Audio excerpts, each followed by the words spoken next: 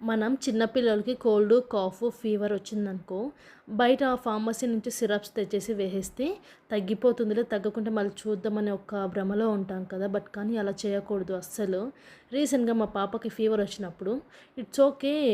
Parents ఎలా ఉంటారంటే mother చెప్పిన ఫాదర్ వినరు.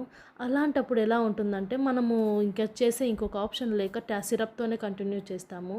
సో, ఈరోజు హాస్పిటల్‌లో అదే జరిగింది. సో, 2 డేస్ ఫీవర్ వచ్చింది. 2 డేస్ సిరప్‌తోనే మేనేజ్ చేశాము. తగ్గడం రావడం జరిగింది. సో, థర్డ్ డే హాస్పిటల్‌కి వెళ్తే డాక్టర్ ఒకసారిగా అరిచారు. ఏంటంటే ఒక్కరోజు ఫీవర్ వస్తే నెక్స్ట్ డే తగ్గకపోతే కంపల్సరీగా హాస్పిటల్‌కి వెళ్ళాలి. ఇప్పుడు సిట్యుయేషన్స్ కూడా చాలా వర్స్ట్‌గా ఉన్నాయి. పిల్లలకి అంత ఇమ్యూనిటీ లేదు. కాబట్టి కొంచెం జాగ్రత్తగా ఉండడమే బెటర్ అని చెప్పారు. సో, చిన్న పిల్లలు ఉన్నవాళ్ళు సిరప్ మీదే డిపెండ్ అయ్యి అస్సలు ఉండకండి. ఒక్కసారి కన్సల్ట్ అయినంత మాత్రాన అక్కడ ఒరిగేది ఏం లేదు. కొంచెం టైం అంతే. సో, మన పిల్లల సేఫ్టీ అనుకున్నాం కాబట్టి ఒకసారి కన్సల్ట్ అవ్వండి. Do subscribe.